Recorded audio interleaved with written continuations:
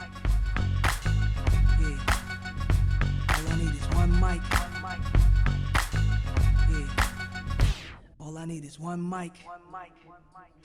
Hey everybody, welcome back to One Mic, where I watch shit so you don't have to. And today I'm here to talk about part 2 of the Netflix original series Lupin, starring Omar Sy.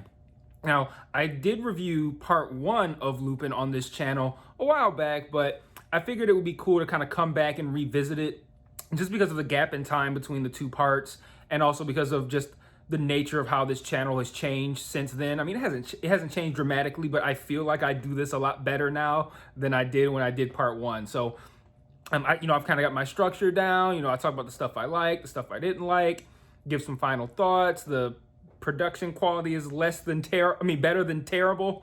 I won't go so far as to call it good, but it's better than it was when I did that. So I figured, I watched these next 5 episodes, might as well talk about them a little bit. Now, I'm going to come at this from a non-spoiler perspective because I don't want to talk about the specific things of each episode like I do when I review episode by episode of a specific show. But I do want to talk about kind of like the way the second half is kind of giving me an overall better picture on what I think of this series. Now, I don't know if this is going to be something that they plan on doing long term, like if there's going to be multiple seasons of Lupin. I kind of feel like there won't. This kind of feels like a moment in time, like this one mini series and that's it, as opposed to something that they want to run, keep doing for, season over season. But I gotta say, I really enjoy Lupin, but I can't get over the fact that at the end of the day, it is pretty formulaic. That's like my only con for this show. The only thing that I can criticize it over is it's pretty formulaic, almost to the point of predictability. Not quite, but almost. And the big difference here between this and say something like Catch Me If You Can, right? They're different in multiple ways, but it all kind of falls under the same umbrella. With, this show reminds me of Catch Me If You Can, with the just barely escaping being caught and changing your appearance and being crafty and all this kind of stuff to elude capture, which is what Asan does throughout this entire series. But you look at a movie like Catch Me If You Can, it's running about 2 hours. You get whatever information you get in that first, say, hour 30, hour 45, and then they hit you with the plot twist / reveal or something at the end. Or in the case of like Catch Me If You Can, you might get several moments where it's like, oh, he played this trick, he did that, yada, yada, yada. But with this, it kind of plays out like 10, 40-minute episodes of Catch Me If You Can, with that same dynamic that's spread out over 2 hours in Catch Me If You Can, compressed into 40 to 45 minutes, but done 10 times. And where that's good is that gives you more time to enjoy something that you like. So like you enjoy this genre of film or this genre of television show, Lupin is going to give you 10 45-minute episodes of that. So there's more to enjoy and there's more to flesh out over the course of however long, 450 minutes, over 450 minutes as opposed to 120 that you might have for a movie. On the flip side, the downside to that is that when you pack that formula into 10 45-minute parts,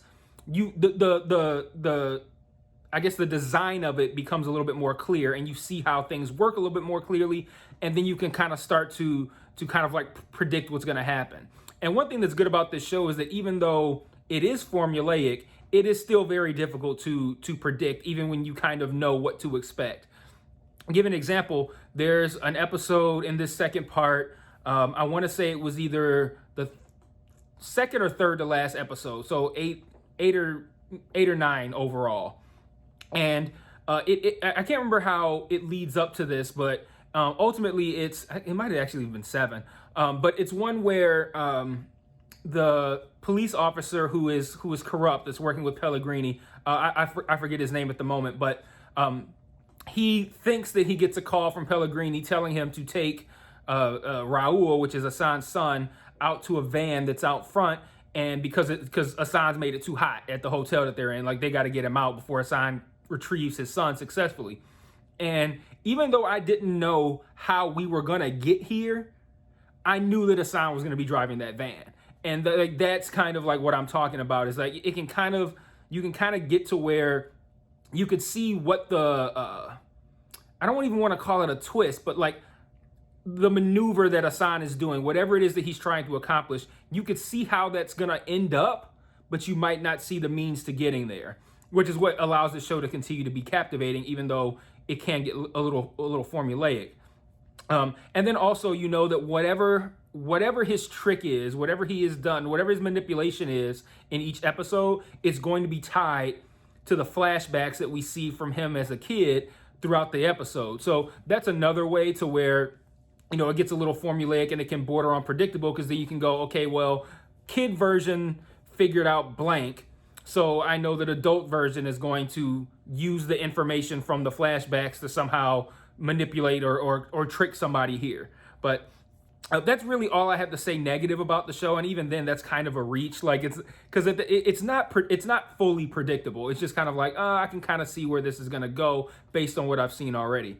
But back to the stuff that I like. So one of the things that I like, and this is tied to what I just said, is the casting on this show is incredible. Why do all of these kids look exactly like small versions of the adults? Like, I've never seen anything where they've cast the child version of an adult where every single one has looked just like the adult version. You got Ben, you got Hassan, you got Juliet Pellegrini. Like, all the kid versions look just like the adults, and I don't know why that.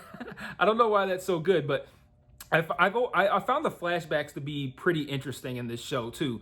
Like, I know that it's gonna lead in, it's gonna tie into present day, which allows me to enjoy it a little bit more, because I don't have to wonder if, you know, is this gonna matter? Is this gonna factor in? Like, I know whatever I am seeing presently with the flashbacks is going to tie into something in that episode later. So, you know, I can kind of just sit back and enjoy it for what it is and wonder, like, I wonder how this is gonna tie in. So that's kind of fun. One of the other things that I like, and this is kind of connected as well, is Omar Sy as a lead. He's one of those ones where it's like you just can't help but like him. It's not, Hassan is not a particularly charismatic character, despite being someone who changes his appearance all the time. You would think this would be somebody who'd be a little bit more charismatic. I don't particularly find him charismatic. It's just like an innate kind of like, you can't help but root for this guy. And I don't know why that is. I think it's just because he's just super cool, man. Like, he's got his long fucking coat and his hat. I don't know why his coat and his hat make him cool to me, but I don't know, man. He's just a fucking cool guy, man. And you can't help but like him. You can't help but root for him. And at the end of the day, this series is really fun.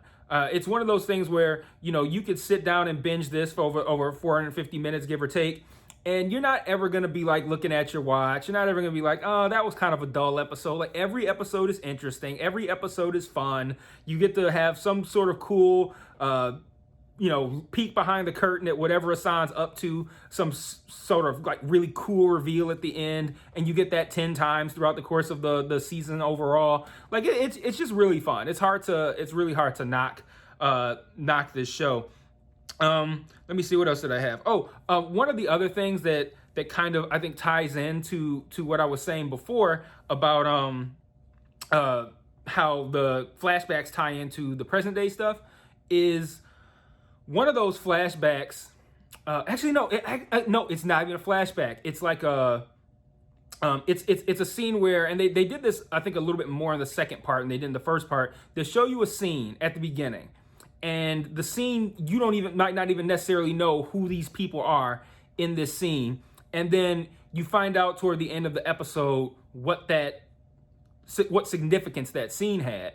And in the second part, they do this twice, where they show you a scene or they show you a character at the beginning of an episode, and they do not pay it off until like 1 or 2 episodes later. And I thought that was really cool, because there were times where I was ready to completely lambast this show for like laying out something as potential, you know, groundwork for a twist or a reveal or something like that, and not paying it off. And I'm like, okay, well, what happened to, like, this happened at the beginning, I think, of episode 8 or 9. They show a scene where, who was it? Ben, Hassan's friend, is jogging, and some guy we don't know is walking carrying a briefcase. Well, actually, we don't know it's Ben. I don't think at the time of this scene either. I think he's like hooded. He runs into this guy with the briefcase. The guy drops his briefcase. Hassan's like, "Hey, are you okay?" And the guy grabs the briefcase and starts running. Hassan chases him. Hassan comes back however many minutes later. Oh, he just tossed the briefcase. Here it is. Check it. Make sure it's cool. It is cool. See, and then he says bye and says the guy's name. I think it was like Lucas or something like that. And then so the whole episode plays out and it ends. And I'm like, what about the scene at the beginning with the Lucas guy in the briefcase? What was that? They don't pay that off until the finale. So that was either episode 8 or 9. They don't pay that off until episode 10. And I thought that was really cool. And they do it another time with something else as well that I'm not going to bother talking about. But I really like the fact that even though it's a little formulaic, they managed to pay off everything that they set up. And the later they take to pay it off, the more I like it, because it makes me think like, I knew this show wasn't perfect. I knew it was going to fuck up a little bit. And they're like, nope, we got you. We just decided to wait a little longer this time. So I thought that was really cool.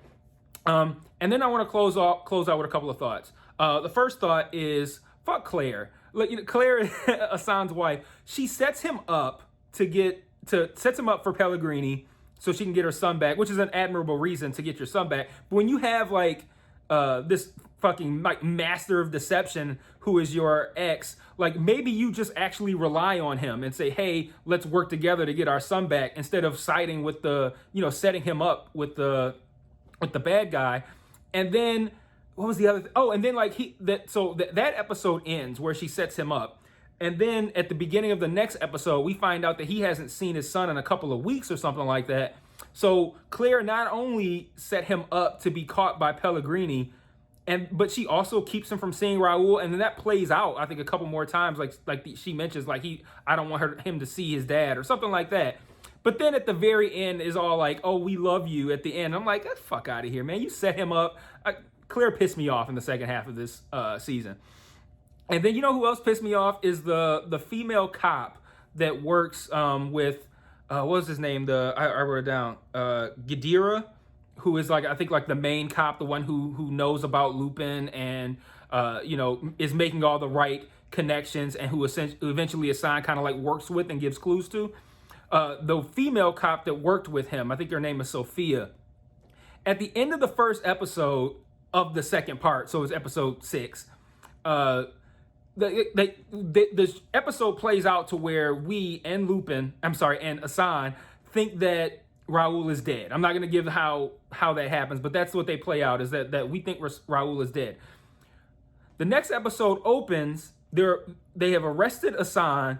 She's in the front seat, and Hassan's like, yo, you just looked in the trunk, like is my kid in there? Like, what's going on? And she's haggling with him, like, where's my partner? You don't get to talk. This guy thinks his kid's dead. You know whether or not the kid is dead, and you're haggling over the information? Like, what the fuck's wrong? Like, I hated her from that moment on. I'm like, okay, Gadira or whatever, like, you can figure out where he is, but man, don't deny this guy who's like completely torn apart in the back of your police vehicle because he believes his kid is dead. You can either confirm that for him or tell him that the kid is not dead. Either way, he can know something instead of the uncertainty. And you want to fucking haggle? Oh my God, that pissed me off so bad. But again, at the end of the day, that's not a knock against the show. That's just a moment with a character that really irritated me. All in all, though, I think Lupin is one of those things where it's not something that's gonna, garner a ton of Emmy nominations or anything like that. It's not something that's, gonna be it. Oh, I'm not gonna say it's not, but I feel like it probably won't be something that ends up on, famous, Alan Sepinwall's best 10 shows of 2021 list. Probably not gonna end up on it. Probably not gonna end up on mine. But I find Lupin to be incredibly entertaining. I would absolutely love to get more seasons of it. Omar Sy is incredible, and it's a really fun time and a really easy binge if you don't mind reading subtitles because it is in French. I don't want to deal with anybody who's willing to watch an English dub of a foreign language thing. Like, that's just totally disrespectful to whatever. I'd rather you not watch it than watch it with an English dub because that's so disrespectful to the actors. Like, I can't even deal. So, all in all, at the end of the day, watch Lupin. It's really fun. I loved it. My only knock against it was it's a little formulaic, but nowhere near formulaic enough to ruin the experience. So 2 thumbs up for me. Watch part 1, watch part 2. Give me your thoughts in the comments. If you've watched it already, we could talk about it. Let me know what you think, and I'll see you guys next time. Peace.